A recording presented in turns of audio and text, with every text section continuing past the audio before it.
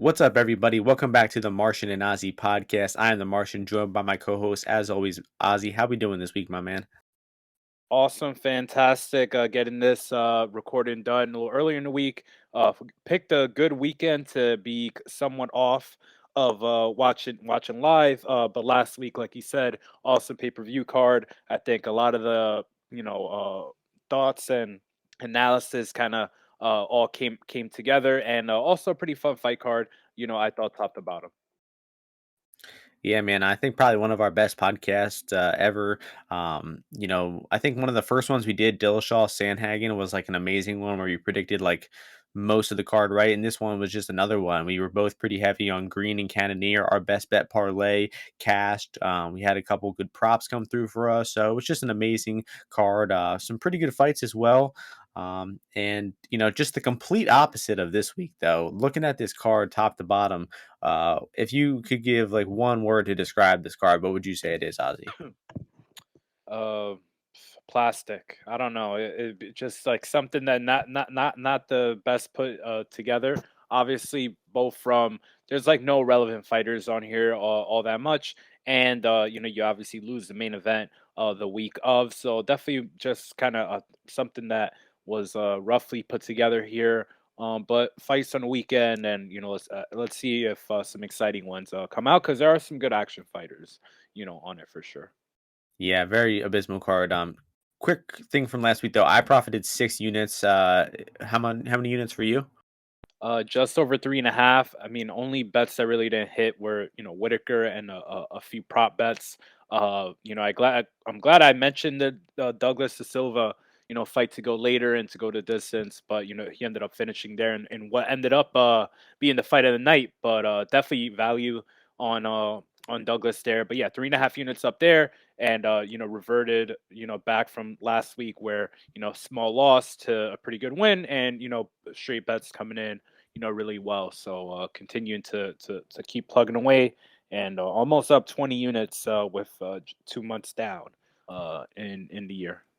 Yeah, you won that head-to-head matchup with I was pretty confident in Morozov. You had Douglas there, so you got the best of that one. And we still got two more cards left in February, so 20 units in a month and a half is pretty fucking crazy.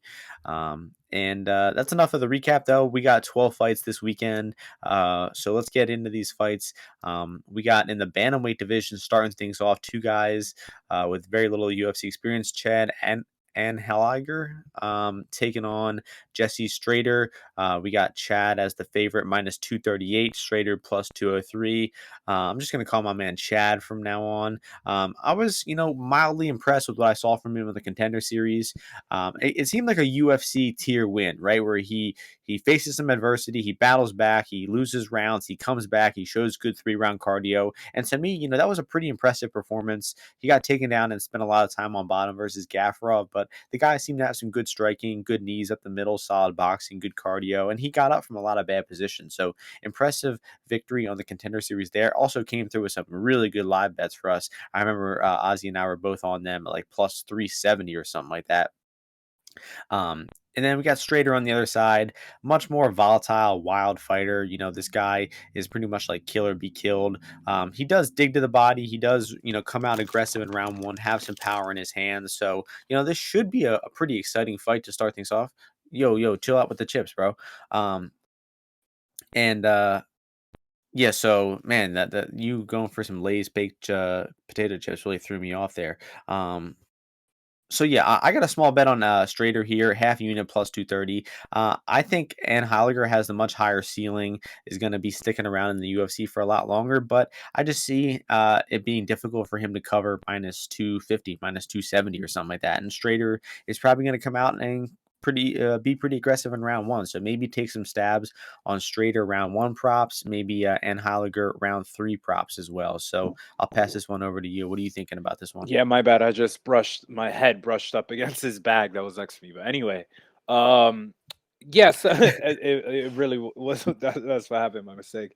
But yeah. Anyway, with this fight though, like you said, Chad. I mean, in the Contender Series fight, he showed some decent grappling, later on. I think in the lead up to that fight, I heard like some interviews from him, and he kind of said after like that initial stint where he picked up a lot of L's in his career, he started taking a lot more seriously, like changed gym, started doing the jujitsu a lot more. And I think it's shown with the fact that this guy definitely has power in his hands, has been able to keep fights, standing, and kind of just looks to put out damage. More so has pretty good boxing, throws uppercuts in the pocket, is very comfortable inside there. So I think even though UFC debut, he has like 17 fights, like, double more than double Strader's is more dangerous. I think Strader maybe a little I don't think he's that fragile. He just gets hit very cleanly because he kind of comes out looking to cause damage himself. So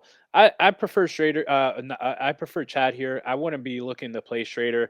Like if you need like bets on like every fight, I guess it's not a bad underdog to play. But personally, I feel like Chad, could probably get some grappling going later on in this fight. Has shown 3 rounds of cardio, so I'd lean over to his side. But it's not a UFC level fight, so keep that in mind. Yeah, I think Chad it could be UFC caliber. We'll see. And one thing I'll say is Strader was really open for like shots in and outside of the clinch. So look out for him to get clipped on the clinch, kind of like Montel Jackson did to him. But enough about that one. We got ourselves what should be a fun fight, probably the closest line fight on the card.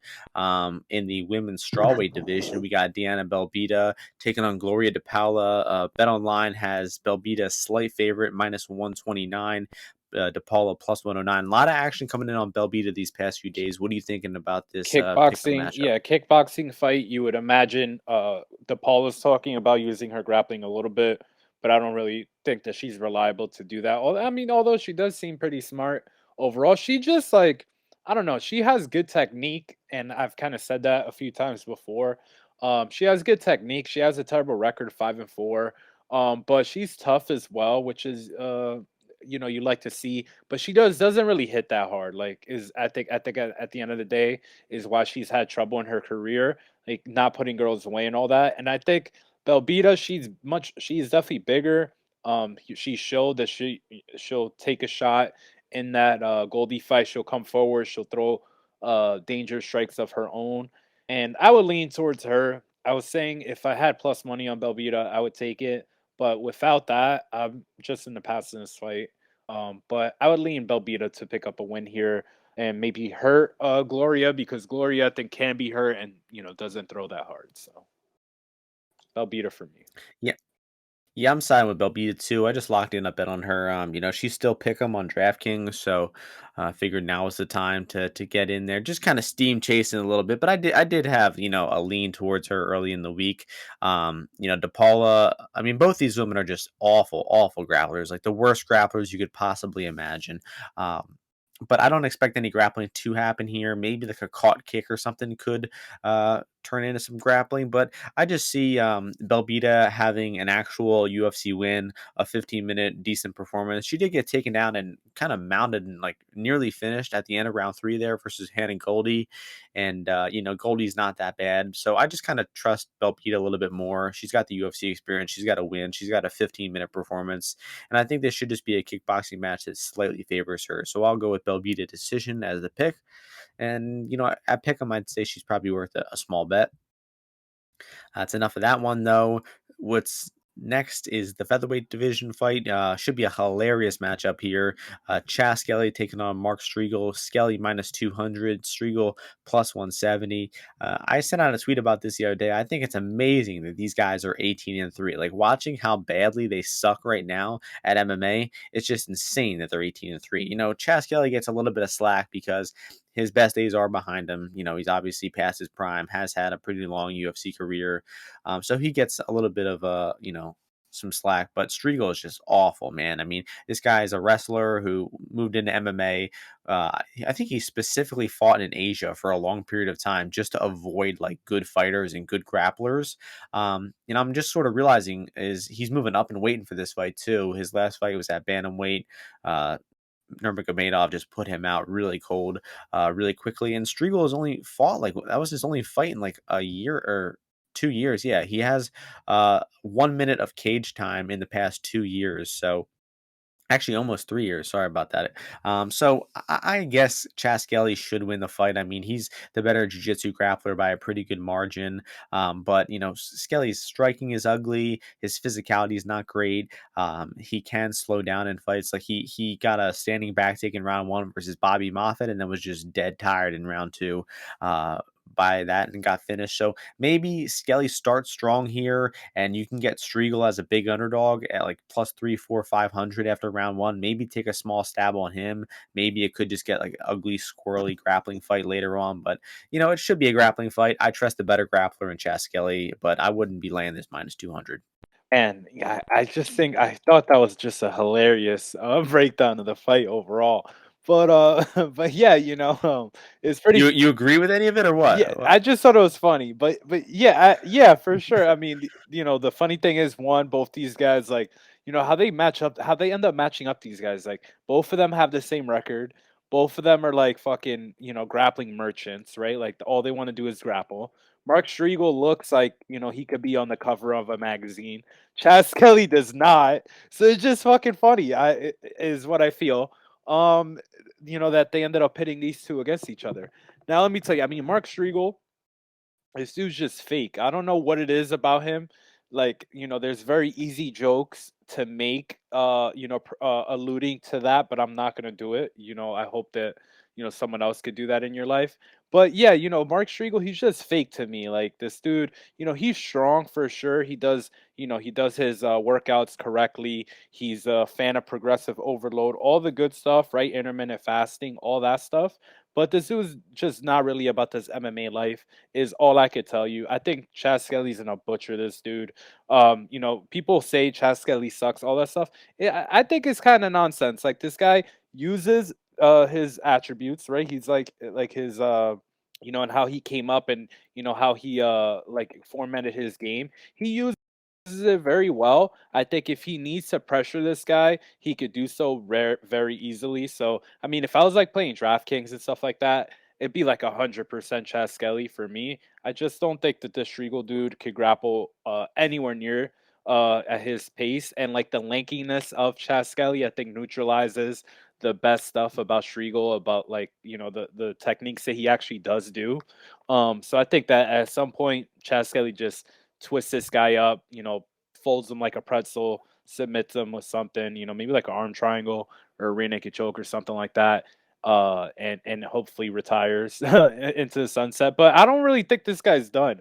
I think he's gonna fuck Mark Striegel up, dude, for sure. So inside ITD, because I could see some like ground and pound, and this dude Striegel just giving up. So yeah, Interesting. let's go So with you're Chas Skelly.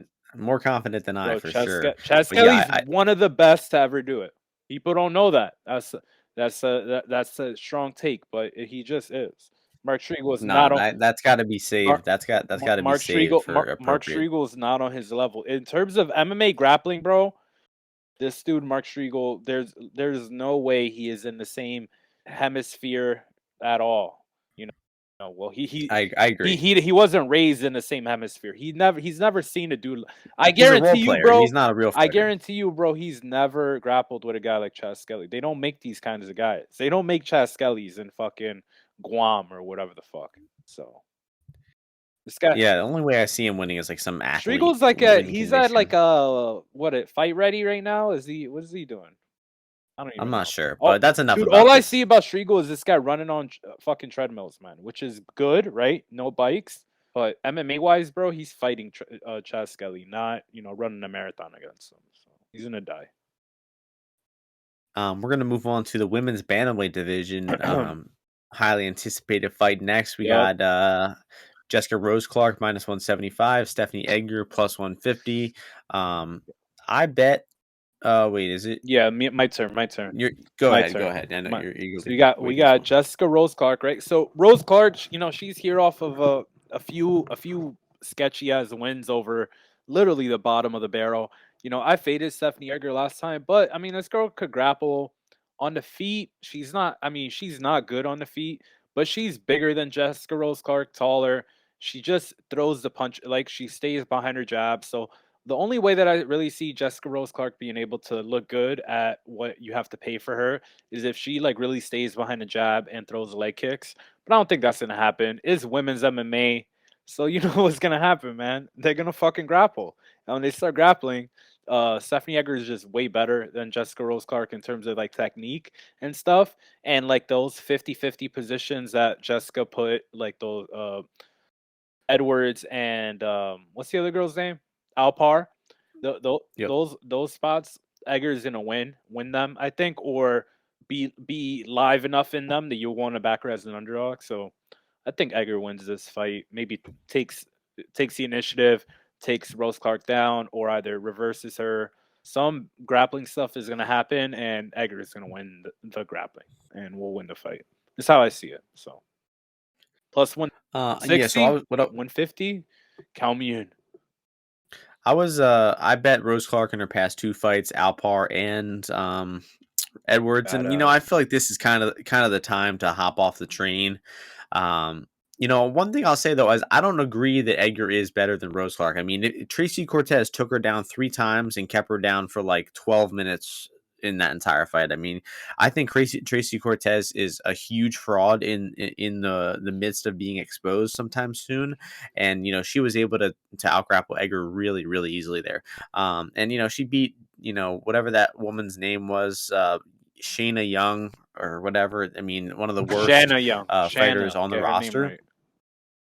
Yeah, Ozzy bet her in that fight. Just a reminder. So yeah, I mean, I think Rose Clark has, she definitely had like knee surgery like a year and a half ago, 2 years ago, and I think she's looked like noticeably worse since then. I think her mobility, her striking, her confidence just isn't there on the feet. So I definitely think she has a massive striking advantage over Edgar, but I don't think she really has the physicality to really use it. I mean, she is 34 too, so not exactly a young woman. And I could see Clark though hitting takedowns, but what I saw against Edwards is just such a bad grappler that like Clark had like really bad entries and takedown attempts, but she was still getting Edwards down, and Edwards just laid on her back for long periods of time. I do think that Edgar is going to do better in those wrestling situations. She does have a judo background, so I can see Clark shooting a takedown, Edgar stuffing it, and maybe getting her own takedown. Um, but I don't know. I'll still lean Jessica Rose Clark to squeak out a decision here, but I don't think she's going to look her price tag. So I do agree with Ozzy that the value's on the dog here. It's just a matter of if you're going to bet her or not. Ozzy's betting her, so it's probably a good bet. The guy's record speaks for itself. So I'll go against Ozzy though and go with Rose Clark as the official pick. Um, but I would not bet her. And moving on to probably the most entertaining fight on the card. We got the featherweight division. David as the favorite, -142. Gabriel Benitez plus 122.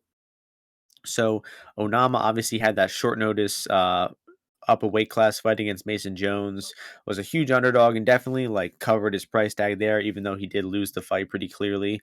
He spent most of that fight getting taken down, out grappled, but he's just a freak athlete. Was able to explode out of some back takes and submission attempts, and he was in really bad positions there. But the guy is just so explosive that he was able to escape a lot of those. That's not really going to have much of an effect here though, because Benitez isn't going to be grappling, and it should be a striking fight. And Onama did, do well on the feet against Jones, but Jones is just a wrestle boxer who keeps his head on the center line. He's orthodox. He's very willing to trade in the pocket. Benitez is just such a different type of fighter. He stays on the outside. He's a southpaw. He likes kicking a lot. He's got some good power. And he starts really fast too. He's known for kind of starting fast in round one, and I just think that Benitez is the side here. As simple as that. I think that we have way more footage on Benitez. We have much a better idea of what quality fighter he is. We haven't even seen Onama at 145 in the UFC. If you really have to go back to Onama's pre-UFC fights to see how he's looking, and he just knocks out some lower level guys. And I feel like just the whole market is kind of overrating Onama for, winning one round versus Mason Jones, but completely different matchup, new weight class. And I think that the southpaw striking of Benitez is going to give Onama some problems here. So I like Benitez is a dog, probably my most confident money line side on the entire card. What are you thinking about this one, Ozzy? Yeah, man. I don't think this Onama guy is good at all. Like, I don't really see. I mean, people people always try to talk up the next prospect like as if like they found them or some shit or like player like Sean Shelby, but Onama's not that good to me. And for him to be coming into this fight against like such a veteran like uh, Benitez is and be like over a 60% favorite, obviously I'm not looking in that direction. And I think the people that think that they snapped up a ton of value and all that stuff, like I don't know. I think if you assess that, there's just gambling. Like you're kind of just taking a bunch of trends that you see with your eyes and hoping that it plays out. But in actuality, skill wise, the guy's not that good. Some of the takedowns that Mason Jones was getting on him were just like simple takedowns, like simple, maneuvers to keep him on the floor, right, to ride him down, when they are in that 4 point stance. And so obviously the guy's grappling's not there. A little bit of a figure matchup with Benitez in that right, but not in the right that I think just the movement that Benitez has on the feet makes it that he's not. There's no way that I see Onama blowing him out in this fight in terms of like volume and all these things. I think he'll have to hurt Benitez, and I don't know. I don't really feel this guy's that hard of a hitter, even though he has finished some of these guys in round one. I mean, the biggest thing for me is Benitez being down at 145, not making that weight that often, and all that. But skill wise, I think he's much better than this Onama, and I know he definitely has like knockout power, so I'll definitely pick him as well. But I hope that I didn't bet it. It's like the most contentious fight right now, so I just hope more Onama guys come in. But I think the guy's wolf tickets for sure, 100%. There's no way this guy's in the UFC more than like 4 or 5 fights. I'd be surprised if he even got to that. Yeah, So probably came into the UFC too early, honestly. Um, and the only reason moving on next if fight. he was like fighting at any other gym, like this guy was at like King's MMA, there's no way he's in the UFC right now. It is like the James Krause thing, in my opinion. I don't really think he's that great. So he's fought nobody. So Next fight, bantamweight division, short notice opponent Jay Perrin coming in very, very short notice. Mario Bautista minus 270, Jay Perrin plus 230. You tape this guy Perrin at all, Ozzy? I'm familiar with Perrin. I saw his I think that was one year where I was trying to bet Contender Series, a lot more. And I did watch his last fight. I actually bet him. I think he was like, I don't know if he was a big favorite there, but either way, the guy he's just well rounded overall. He has pretty good conditioning. He's more of like a striker, but on the feet, he's kind of lazy, in my opinion. Like he let this guy Josh Smith his last fight. You can watch it on Fight Pass; it's pretty easy to see. But if I remember right, he got grappled a little bit by him. Like the dude was like pushing forward, but then that guy tired out very very easily. In the Dwight Joseph fight, I thought he looked good in that. I mean, this guy's solid. I feel like it's not unheard of for him to be in the UFC for sure. He fighting a guy in Bautista though that he's just much more dangerous overall with like the submission grappling and just finding ways to finish the fight. So I think it's warranted that he's a favorite here. I don't think I'd use it as like I don't know. I feel like Jay is definitely not going to put him out with punches. So excuse me, just a little gas. So I feel like it's more likely probably Batista finish, especially this small cage as well, because Perrin he'll come forward. Like his decision wins are against like durable guys, so I'd probably lean for this not to go to the scorecards, but I wouldn't use this guy as like parlays. Batista because I mean he does not have that big of a track history either. So yeah. Yeah, I agree. I mean, Batista not really the type of guy to cover minus 270. He doesn't really grapple, so it's going to be, does he cover minus 270 striking? And he did just get clipped in that last fight versus Jones, but this Perrin guy, I mean, he stinks in my opinion. I mean, watching his fights, I was literally just like extremely annoyed, frustrated, just like his fights were just terrible. I mean, there's some sloppy striking for a minute, then they clinch up against the cage, they fall to the floor, some sloppy grappling, just everything I saw was sloppy. The opponents he was fighting aren't good. His contender series fight he looked pretty bad in. Not a whole lot happened in that fight. They didn't even sign the guy who beat him, so I just don't see much of a path for Perrin here. Maybe he can get some grappling going because I just don't see him have the striking to compete with Bautista on the feet. Batista, pretty solid high volume striker. Throws some good knees and elbows. Slices dudes up on the inside with elbows. And I pretty much love any fighter who throws elbows at distance. And if you watch his Jinsu Sun fight, I mean, he throws like 50 elbows in that fight. So I like Bautista a lot. I think he gets back on track here, probably finishing him in rounds 2 or 3 with like maybe cut stoppage or some sort of TKO or something. But I agree, probably not a parlay piece, just not really proven enough to justify that price tag. Um, that's enough about that fight, though. Featherweight division next, we got Christian Rodriguez stepping in on really short notice, making his UFC debut. He is the big underdog. The odds in this one: Jonathan Pearce, JSP minus 330, Christian Rodriguez plus 270. I'll keep this one short. Rodriguez does look like, I would say, really good. I mean, his striking looks really solid. He mixes it up really well, throws good kicks, rips to the body well. I mean, just his striking looks like it could be really good. But he is a natural bantamweight. He has never fought, or maybe he fought once at featherweight. His last fight was some bullshit low level opponent that he fought at like a 150 catch weight.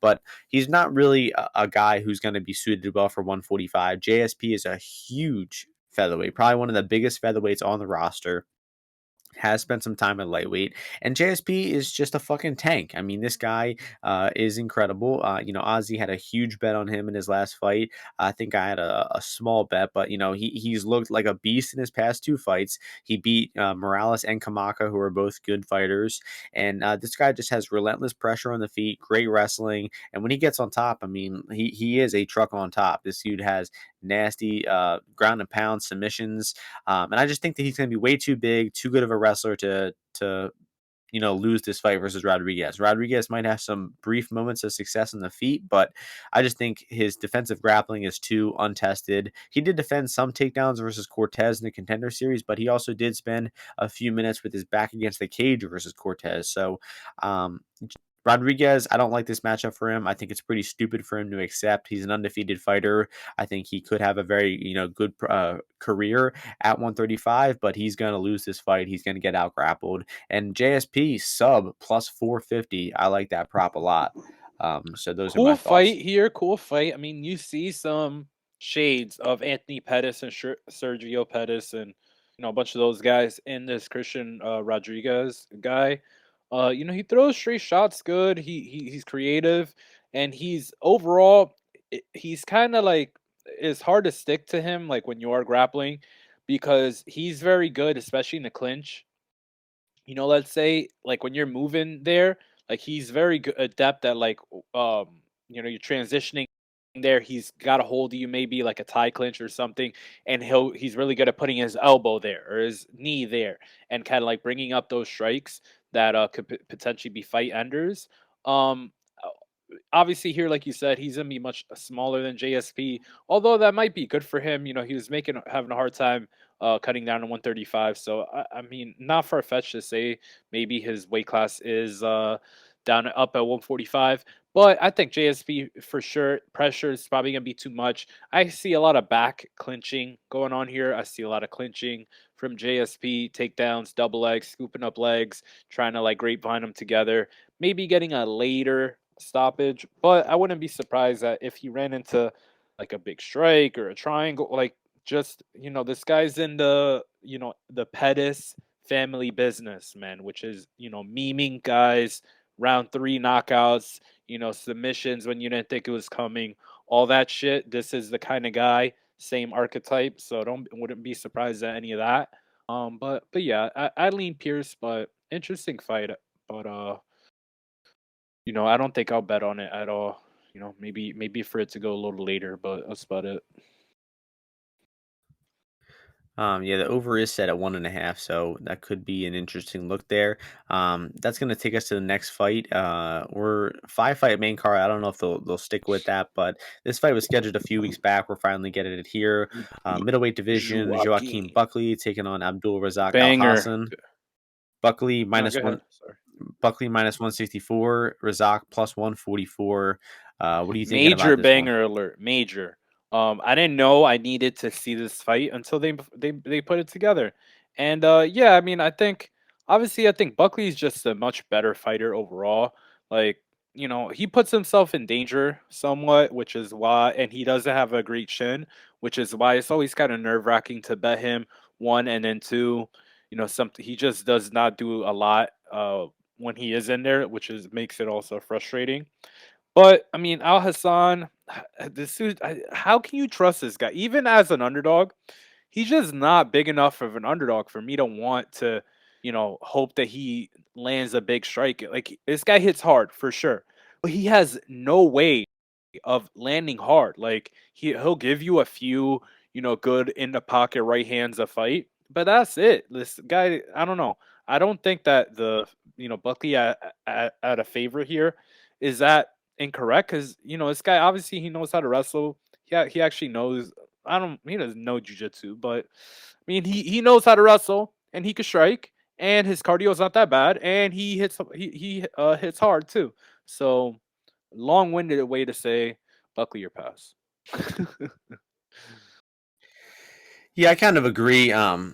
Yeah, Buckley or pass. I mean, minus 150 if that's still available in some books. I mean, he's not a guy you feel great about betting as a favorite, but I mean, he really should beat Razak here. I mean, I remember last time we were talking about Razak versus DeCurico, and I remember saying that I think the DeCurico covers Yup. minus 200, and you were kind of flaming Yep. me for that. And what But happened? Whoa, hold on. What yeah, I happened? saw a picture. I saw wait. I saw a picture of Razak on the scale, and he looked like he definitely hit his cycle. Okay. Like he looked chubby versus Malkoon, real fat, and then he looked absolutely shredded versus ADC. And I did kind of send out a tweet as that happened and said that I think that Razak is the But side now. So like I you said, did make a bit of a this guy fool of was like myself on the plus like pod. 220 or like 200 for that. And now he's Yep, only plus like 220. 150 even. Can you even get that? You can't even get that. So He landed uh, one strike, head kick this knock. guy's not It's good kind of at funny betting, though man. He's that not good.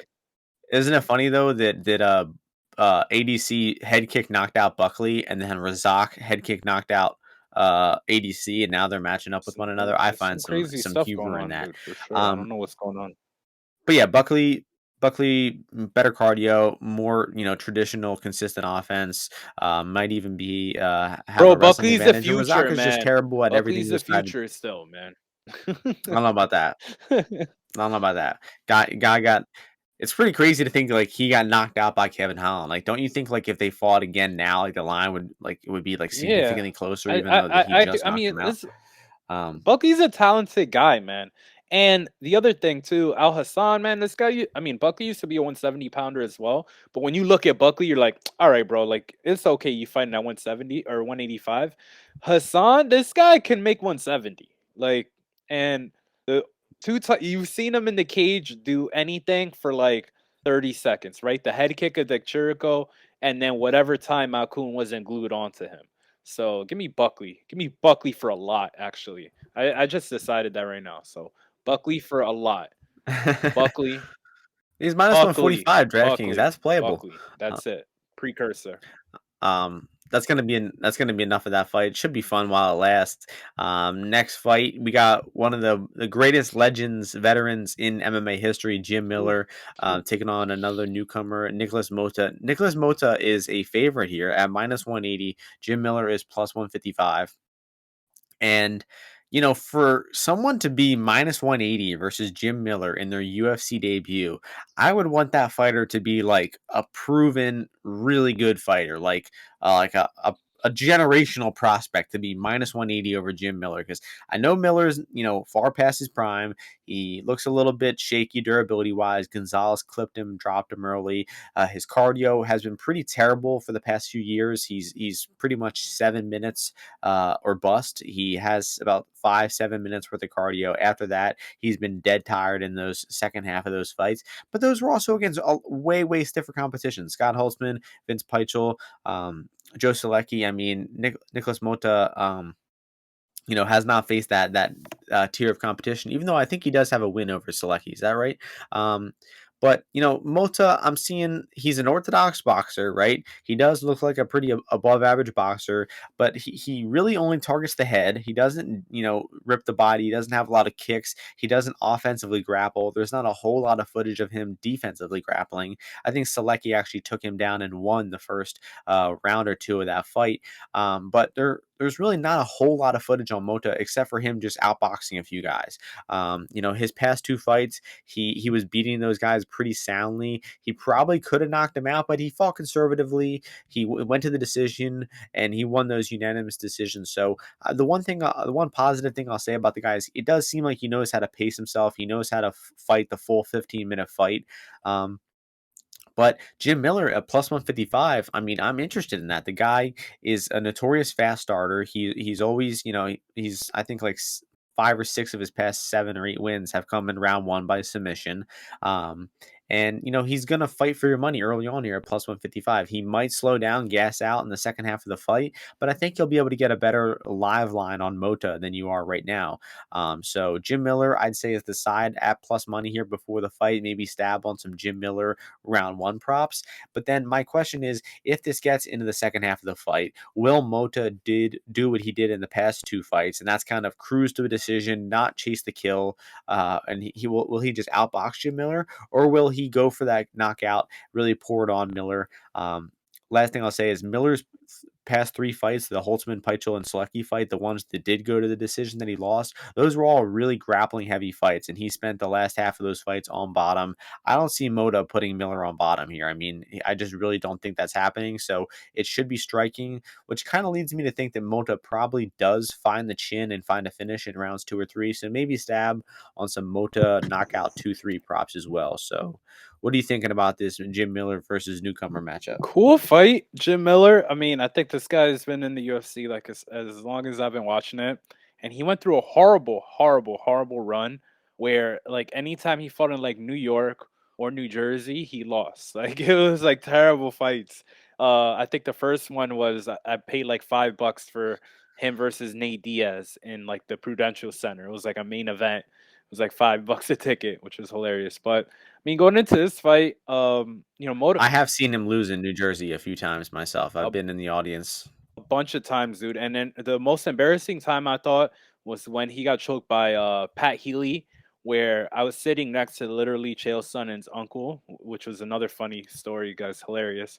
But he was fighting when he was fighting Pat Healy. Pat Healy puts him in rear naked, and Jim like pretends to be unconscious until he gets let go, and then immediately he's up. That was kind of embarrassing. But Jim Miller's a legend. All right, I'm not here to disparage his name, so I apologize for even saying that story. If you haven't watched that fight, don't go back and watch it. It's a no contest because that was back when Pat Healy was on the Healy heifer. smoked He was marijuana. on the Yep. heifer. That's when they were canceling fights for that. So don't even give that fight any credence or any views. Boycott that shit. Scrub it from the internet. So I mean, against Motta here, I mean, Motta was up in Jersey like for a while training with not Mark Henry. Maybe it was Mark Henry. I don't know. Nick Catone, I think. That's when he knocked out, a bunch of dudes in CFFC. Then Nicholas Motta goes to like Denver, like Mark Montoya. And I don't know what happens over there. Now Nicholas Motta, I see him pop up in pictures next to Rafael Dos Anjos, which former opponent, right? Am I right? Long time back. Did they fight? They never fought. Jim Miller fought. Did he ever fight Rafael I Dos don't think Anjos? so. Fuck that. They should have made that fight. But he fought Benil It Dariush, seems like they did. Yeah, right? it seems like They they definitely fought. were scheduled, I He's feel, he's to been fight. he's been around for so Fuck, man. long Jim that Miller's fought everybody, man. That's Jim Miller's record a gangster, is just a insane. certified gangster Insane. with Lyme disease the entire Fought time too. Frankie Edgar too before the UFC. I mean, this guy has the record. So, I'm going into this. I just think these guys are going to bang. I think if Jim Miller gets Motta to the ground, he's looking to drop elbows on him or advance position. Nick Motta is not going to stay on bottom. I just think there's going to be action here. So, taking that under, even at current price, I think is okay. Um, but I'll lean toward Jim Miller just being able to hit this dude. Motta's pretty stiff on the feet. Like, he's not really bobbing around, moving his feet very much, moving his head. So Jim Miller, he sits down. He knows how to find a chin in the pocket with his strikes, and then obviously, there's a big grappling advantage here. So I'll take Jim Miller, and hopefully this is a round one finish. Well, don't take the under because does not go the distance is -130, same price as the over or the under. So you might as well take those extra two and a These half are minutes for the same price. these details. We should only you and I should talk about. Let these guys figure that other shit out, but on their own. That's true. That's true. See, how little Ozzy thinks of you guys listening. But moving on, heavyweight fight. The legend of the UFC, Parker Porter, one of my favorite fighters right now, taking on Alan Baudot. This should be a hilarious fight. Porter -260, Baudot +220. Your turn to start this one off. What are you thinking about this Oh heavyweight my showdown? god! So we got the fucking. I mean, Parker Porter should be getting paid Francis Ngannou money. If only these guys know, like, that people actually tune in. Like, Parker Porter's not on the prelims here. He's got Alan Baudot fucking standing across from him, and these guys have a main event, main card spot. I wouldn't have been opposed to this being promoted to the main card. Honestly, 5 rounds, because I feel like it could give Porter, the requisite time to break a man as tough as Alan Baudot. Um, look, Just a resilient will on super Baudot. Just resilient. Look, resilient. listen. I think Parker Porter here. I think he's gonna get his first submission win. I'm gonna call it right now. He's gonna win by submission In the in the UFC. UFC. Yeah, correct. I don't know if it's club and sub. I don't know if it's like just a Debo down into bottom, side control, and then Americana. I don't know how it's gonna come. But at 6-1 plus 650, give me that all day. I'm on under gang in this fight as well. I feel like there's just gonna be Parker Porter. He's not here to burn calories. He's not here to fucking, eat a French fry, or let a French fries bake. He's looking to eat those things, before they're ready, dude. And Alan Baudot, I think he's not in there for the pressure that that Parker Porter's gonna put out. So give me Parker Porter under ITD, but specifically by submission. I don't know about under. I don't know about that. I mean, I do think it probably ends in round 2 or 3 here, but I don't know about under. One thing though is Porter does have multiple round 2, round 3 finishes. You look at this guy's record, like his past 4 finishes have all come in round 2, round 3.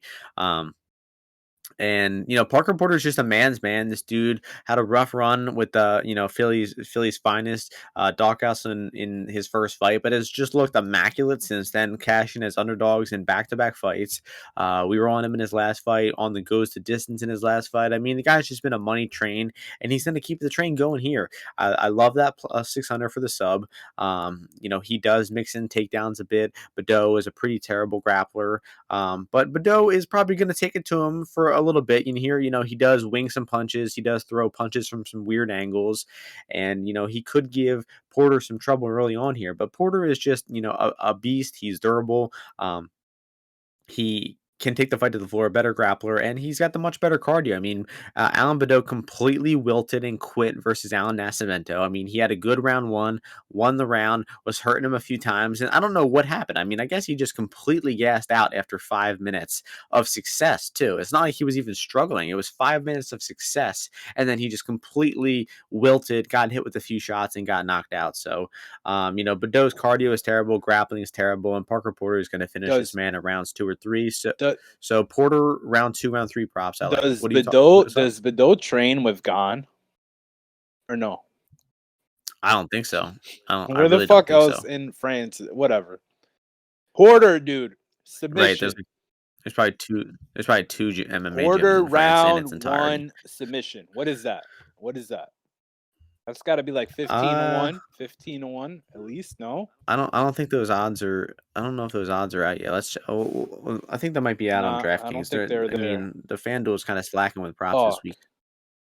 Um, I think it's worth taking the time to pull them up. I'm gonna look Porter, real dude. quick and see. Porter. I lean more towards round 2, round 3 Porter. submission. I mean, I Submission, don't dude. How is Porter round 1 plus 200? plus But 200. Terrible, submission is terrible odds. 650, dude. Give me that submission. I'm gonna That is such guys, bad don't odds for bet a that Porter yet round though, one. guys. Jeez. Don't, this podcast, do not put this podcast out until we get our submission lines. All of them. It's plus 600. We're taking that. Yeah, it is All not out right. yet. So we'll figure Round that out 1 later as sub it goes. But yeah, 10 Porter to 1 subs round maybe 2. 10 to 1. I'm going to. I'm going to.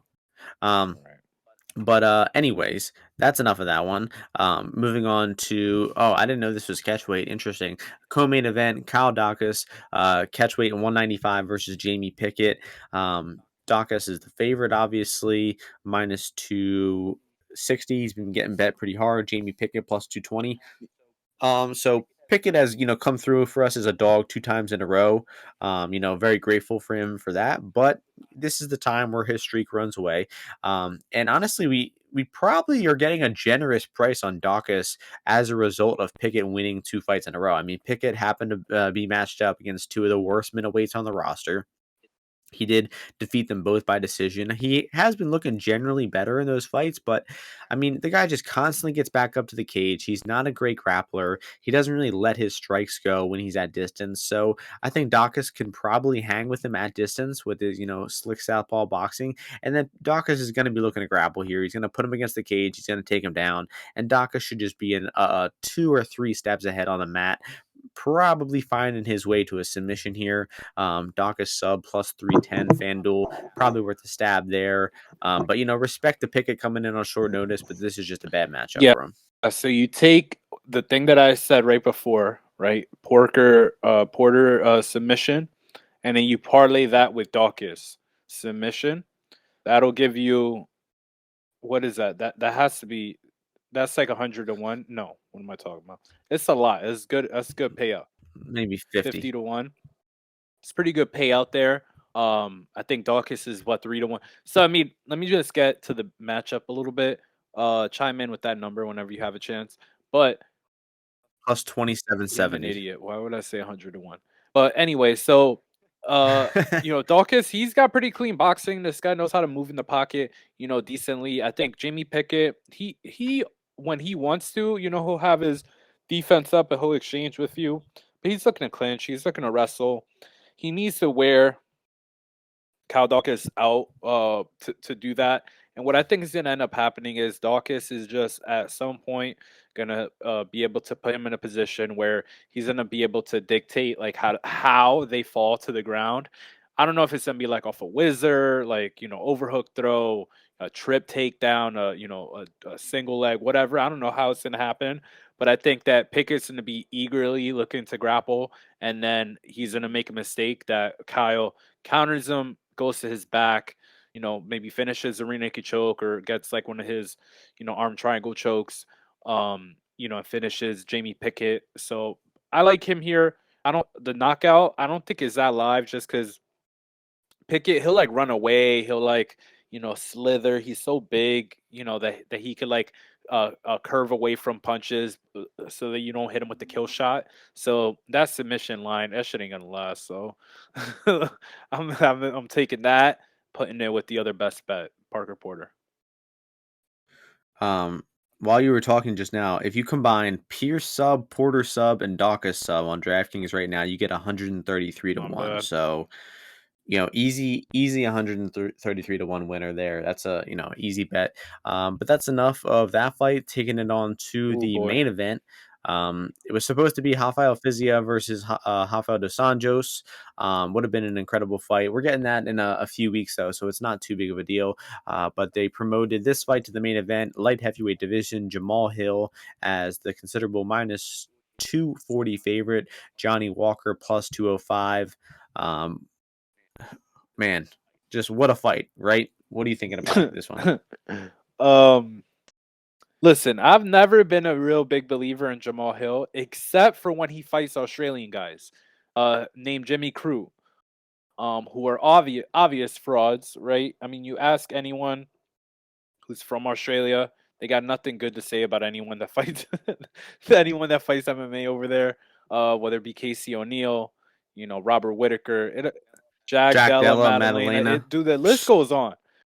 But these guys had nothing good to say about him. And obviously you saw what happens when you are not a natural striker and you get put in space against Jamahal Hill.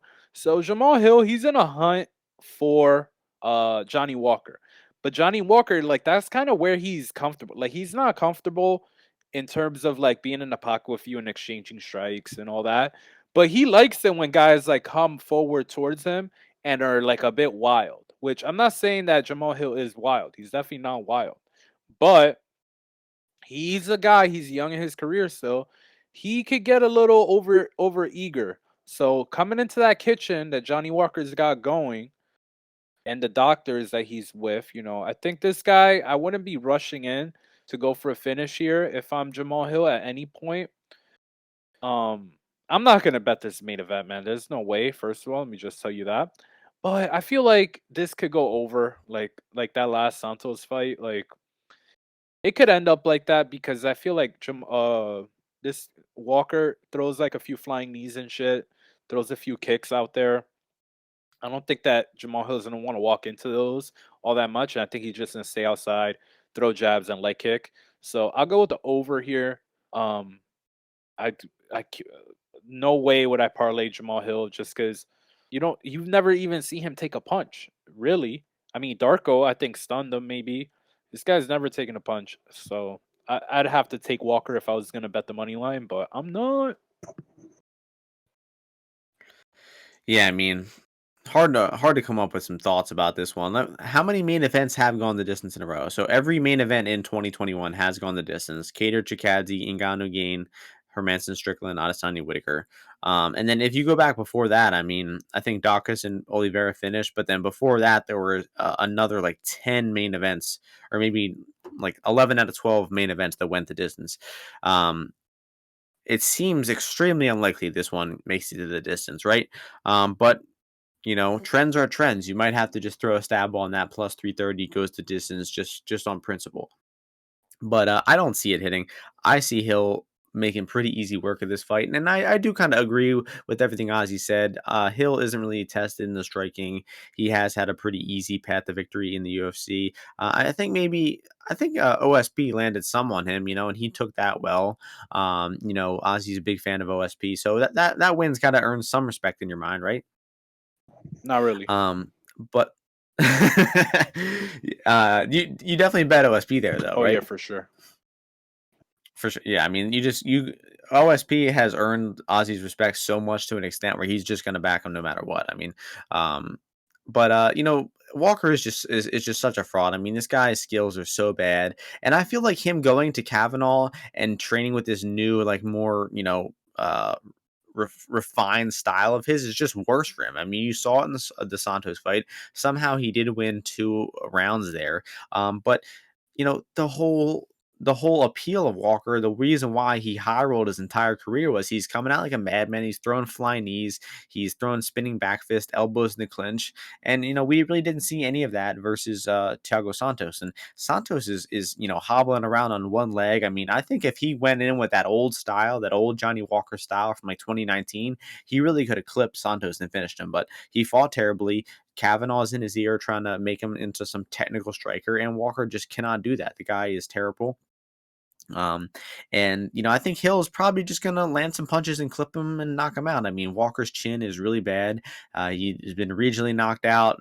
Your boy Corey Anderson knocked him out, and It's that easy. even It's Ryan that Spann easy. had Just him on gonna queer catch him a few times, bing bang bang, and he's gonna fall down, just like Jimmy Crew, fights right? over. Same thing, for sure. Yeah, yeah. Wrap it up. Although Yeah, I think I did not. I think I bet Cruz sub there. So, you definitely won that exchange. So, I think, Hill definitely surprised me in the Cruz fight. The dude does have some pop in his hands. You saw Cruz's face after that fight, just butchered from a few punches. And I think Walker goes down hard and fast here. I'm kind of leaning under one. I'd say it ends in the first two rounds by Hill knockout. So, I'd be pretty shocked to see this one make it out of the second round. So yeah, fight's probably gonna end. I wonder what does not start round three is. It's probably going to be pretty juiced. But Sounds like a yeah, good that's enough play. about that. Hill knockout round That's one. definitely not gonna Yeah, hit. You know I'm it's not not gonna advising for hit. that. Um, no, I don't know about not going to hit, but it seems like just like a mook For bet sure, for sure, for easily. sure. Oh yeah, here it is. Fight won't start round three, minus 132. Oh damn, that's actually kind of better odds than I expected. Shit. Whatever. Hill knockout is the pick. Hopefully Johnny Walker doesn't win. We need to get this guy out of the UFC ASAP, and that's gonna do it. That's gonna do it for the card. Pretty fast breakdown, just over 50 minutes here, and that's gonna take us to our best bet parlay of the week. Last week, I picked Bobby Green. Ozzy picked Jared Cannonier.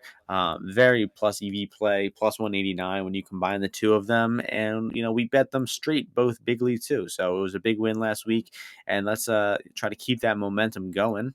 Um, do you want me to pick mine first, Ozzy? Yes, yes, I I do. will go That's what the with. people want. That's what the people are anticipating every time. I know. I will go with Mowgli-Benitez money line Oh Lord, oh Lord, he's getting in front of all the plus money, sharp money. Oh my plus money. God, this guy's leading you guys. I don't know. I don't know if I would have took you guys over there. The Fade Nigeria. Godspeed, guys. I'm gonna take z- down to a few props or just a money line for me. So I mean the Buckley, I'm gonna bet Buckley, but because only DraftKings has that, I'm gonna give another sweaty one as well that I want people to follow me on. The over 1.5 in that Walker fight, main event. We're riding the overs. Let's go for one more. And yeah, so that's minus 130. Let's grade it as so 130 plus and plus what 130 one. right Well, for can we those combine two. different books? Is that allowed? Are we allowed to combine the best Nah, do the price? same book. Just do the same book. So, Okay, plus 293. That comes out to all right, Benitez money 293. There we line go. over 1.5 plus 293. I think there'll be some sweaty plays there. We're going with some bold picks there. I think you probably could assemble like a chalk parlay to probably profit here in this one. Um, like I don't Pierce, know. Yeah. Batista. I don't know. Listen, Bellator is the superior card, has a superior main event. And I like some plays on there, but I'm keeping those to myself for now. Yeah, just DM Ozzy. He'll be happy to give them Yeah. out to This is a everyone. good this is a good Bellator card, man. It's a good Bellator card.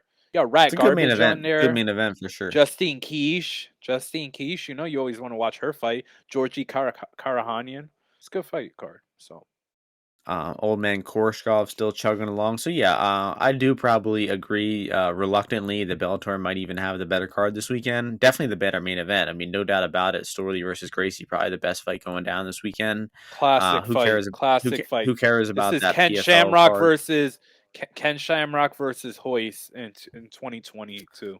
No, Yeah, I how don't could you even get know. better than that? I don't even know who those guys are. I mean, what the Exactly. fuck? All right, take Um, us out of here. all right, yep, that's enough. Hope you all enjoyed the podcast. Quick one this week, not the greatest card, but hope you're all able to make some good profit last week. One of our best podcasts yet. So we will see you guys before the next card, which was just announced: Bobby Green versus Islam Makhachev in the main event. That's Oh my official, god. and we will be back next week for that one. So thank you all for listening. Hope you all make some money this week, and we'll see you before the next UFC card. Peace out.